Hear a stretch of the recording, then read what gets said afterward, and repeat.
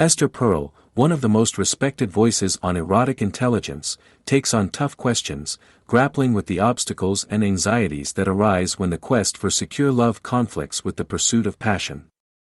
In this provocative take on sex and intimacy, she explores the paradoxical union of domesticity and sexual desire, and explains what it takes to bring lust home.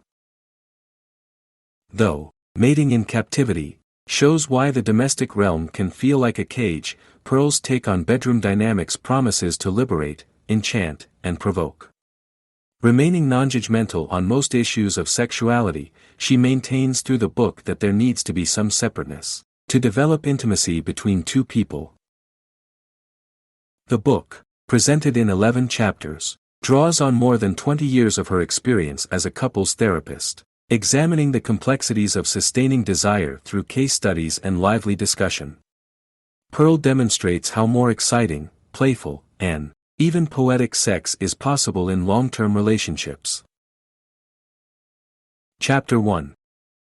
From Adventure to Captivity, Why the Quest for Security Undermines Erotic Vitality. Today, we turn to one person to provide what an entire village once did. A sense of grounding, meaning, and continuity. At the same time, we expect our committed relationships to be romantic as well as emotionally and sexually fulfilling.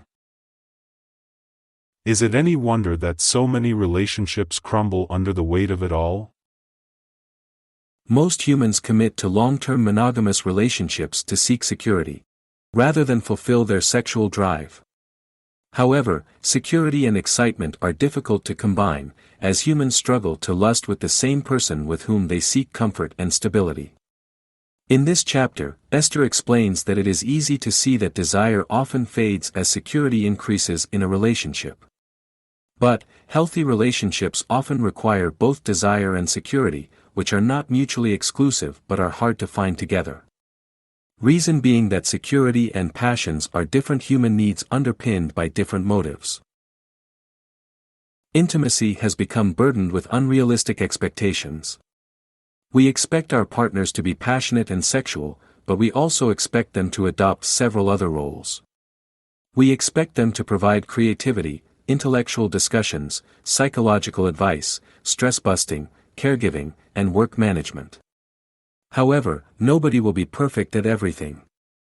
If you believe your partner should be perfect, you will struggle when your partner decides to behave according to their authentic self. The sense of safety that you manufacture becomes threatened, and you react with negative emotions. If you drop your ideas of perfection, you can create a sense of independence within the relationship. Chapter 2. More intimacy, less sex. Love seeks closeness, but desire needs distance.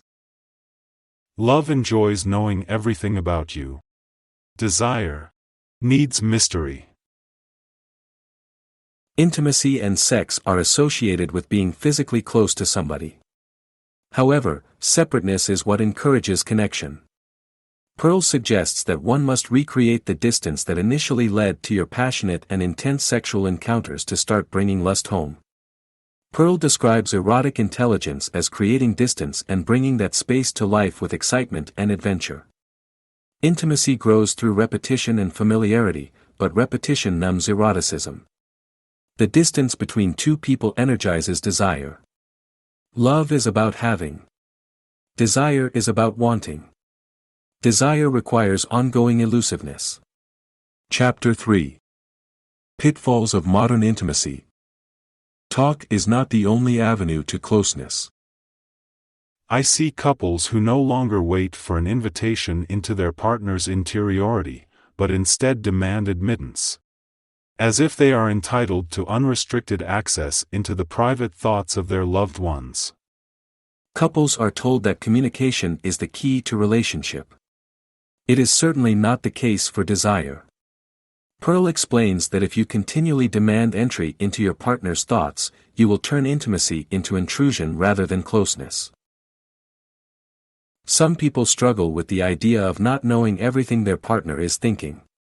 This struggle will be associated with the fear of losing control.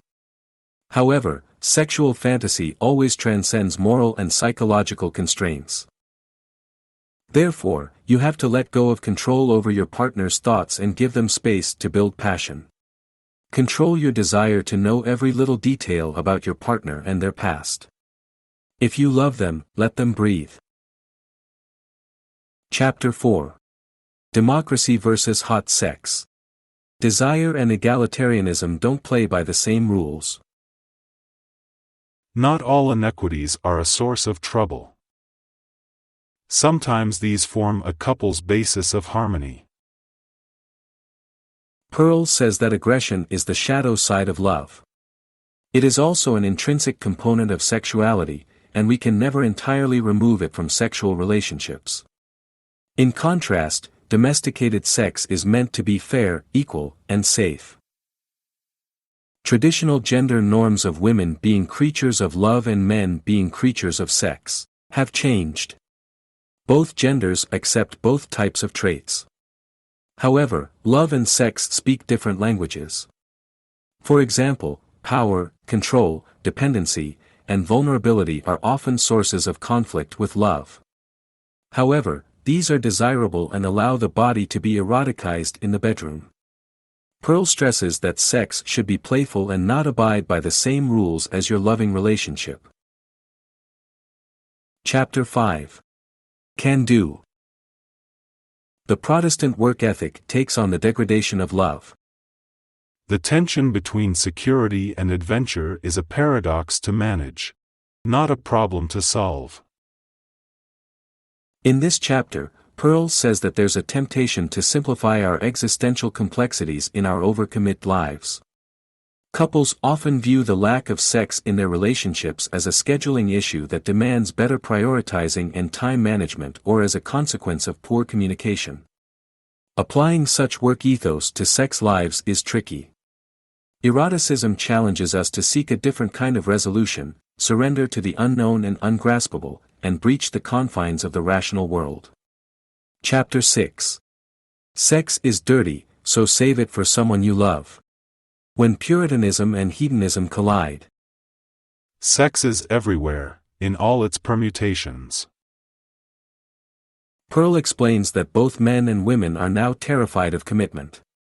They prefer to engage in risky sex than succumb to the risks of the heart. It is no wonder that many prefer the security of workable sex as a shield against our preferences condemned and labeled by our partners as perverse, deviant, and disgusting. We may be far from passion through this, but at least we feel normal. She emphasizes that the challenge of sexual intimacy is bringing home the erotic. It reaches the deepest places inside us and involves disclosing aspects of ourselves that are bound up with shame and guilt.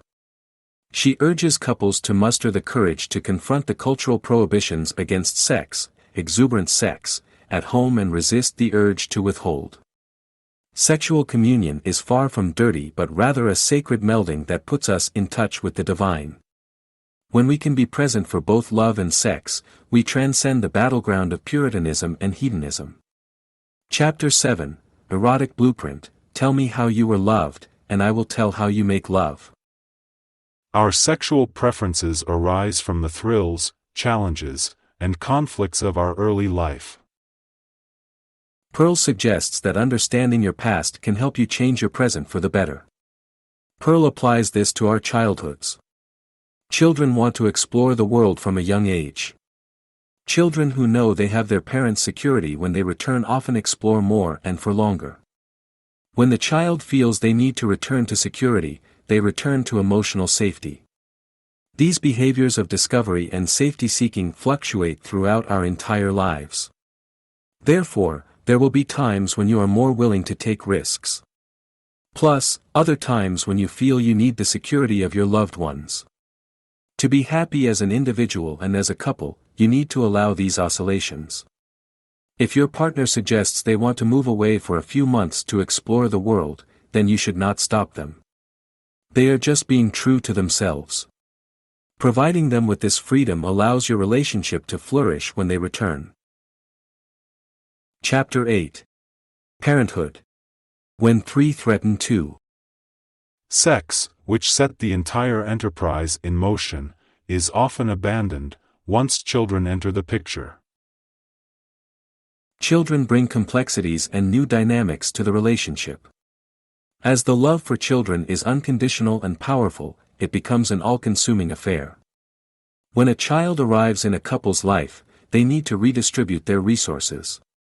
More often than not, this redistribution will take away resources from the couple.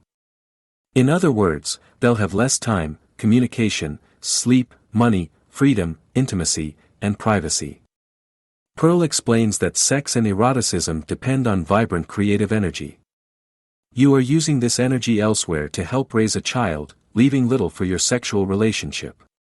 Perel recommends some ways to minimize the impact of parenthood on your sex life. Chapter 9. Of Flesh and Fantasy. In the sanctuary of the erotic mind, we find a direct route to pleasure. Fantasies, sexual and other, also have nearly magical powers to heal and renew. In this chapter, Perel describes sexual fantasies as mental activities that generate desire and intensify enthusiasm. To create enough desire, your thoughts need to be graphic and well-defined. In addition, these sexual fantasies do not necessarily need to reflect reality. Perel describes these fantasies as poetry rather than prose. Chapter 10. The Shadow of the Third. Rethinking Fidelity. We are less inclined to keep secrets if we can tell the truth safely. Perel describes acknowledging the third as validating the erotic separateness of our partner. We do not own our partner, and this psychological distance can allow us to see our partner's beauty through the eyes of a stranger. On the other hand, if you do not allow your partner freedom, it will be harder to produce desire within your relationship. Additionally, accepting your partner's freedom within a relationship means they will be less inclined to seek it out. She doesn't mean inviting the third, but they can be a fun part of your sexual fantasy. Doing so will change the third person from a threat to a game, eliminating the temptation to stray. Chapter 11. Putting the X back in sex. Bringing the erotic home. Animals have sex, eroticism is exclusively human.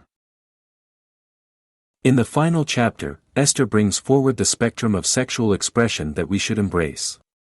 It is dominant and submissive, selfish and generous, ruthless and civil, objectifying and worshipping, fast and slow.